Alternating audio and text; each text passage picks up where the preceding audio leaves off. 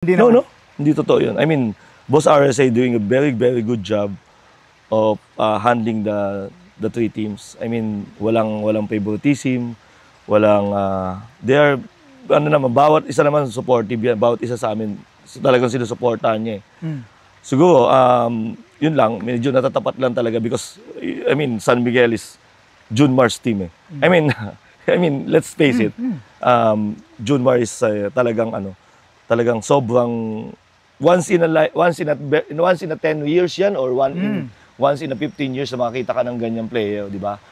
And then if you see the history, si San Miguel talaga yung halos kalaban namin doon sa ganon. And then nakuha na yung San Miguel yung pick ni Junmar eh. I mean, for 2018 we faced them in the All Filipino Finals. We lost 4-1. Then 2019, we faced against San Miguel in the All Filipino Finals. We lost in Game 7. We up by 17, then Junmar gets 32 rebounds. Na-cover on yan. that, yeah. I mean, naabutan namin yung pick niya eh. Naabutan namin talaga yung, until now, pick pa rin si Junmar eh, di ba? So yung All Filipino noon, talagang, you will say, hindi pa naglalaro. It is San Miguel because of the death fight, di ba? But you will not count us out, di ba?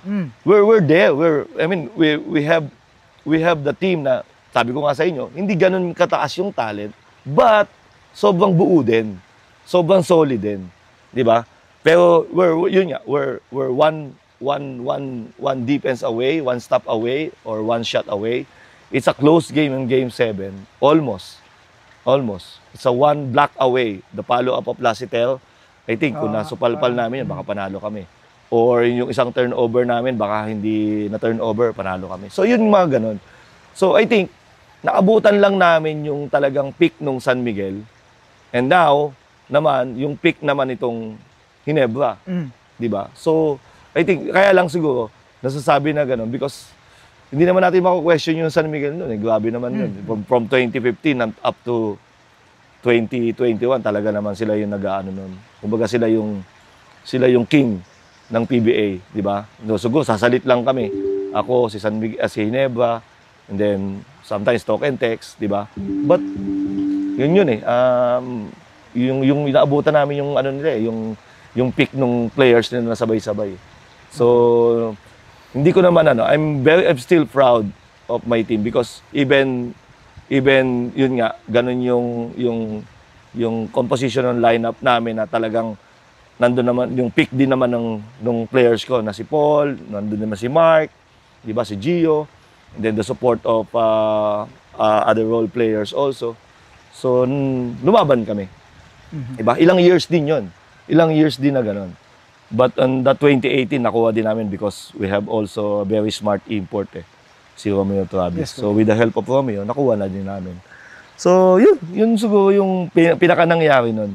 It's not about having the favoritism or ano. But I think yun nga, I'm hats off to Boss RSA because you know, he handles the three teams very well. Very successful for the last 8-9 years. Dito I mean, yung nakita ko. Okay, nakita ko how San Miguel being successful, Ginebra, and even Magnolia. Siyempre, through Boss Al Francis. Yes, of course, to our boss. Actually, si Boss Al, malaking pasalamat ko dyan because, you know, yun yung kwento ko nga sa'yo kanina. When I got injured on 95, yan. I'm the member of that Grand Slam team nung 1995 sa Stagpay. He was the coach. Yeah, he was the coach. Coach Alice was the coach. Nakuha niya ako nun sa Mapua. Actually, kami nun? Ako, Randy Alcantara, Ruben De La Rosa, Gary Topacio. We're, apat kami nun, na member nung Grand Slam na yun. Si Boss, actually, naglaro kami kay Boss Bong nun, Bong Tan. The late Bong Tan. Naglaro kami sa isang team niya. And then, nung nagbuo siya ng PBL team, nag-tryout kami kay Boss Al, kay Coach Al. So, nakuha naman kami. So, apat kami nun. Ako, si Randy, Ruben, and Gary Topacio. And then yun, doon nagsimula yung career namin sa PBL. Nag-champion kami for 3 years together with Bal, Marlo Aquino, yan, Derek Bughao, Jason Webb, Mark Telan, yan. Actually, kami yung original na na yun sa Grand Slam. And then, yung 95, nung 96, bali apat yun 4 feet yun Sunod-sunod yun, apat na yun. And then nung second conference nung 96, na-injure ako. Yun nga yung nangyari sa Mapua. Sa Mapua game yun. Okay. Mapua versus UST yun So na-injure ako doon. And then that's why I have the love and respect also to Boss Al because he's the one na talagang nagpagamot sa akin. Siya yung nagpa-opera together with Boss Bong. Siya yung nagpa-opera nung fracture ko dito sa forehead. That's why I'm very thankful to him na talagang even hindi nangyari sa PBL games, talagang sinuportahan pa rin niya ako na maipagamot tapos hanggang gumaling.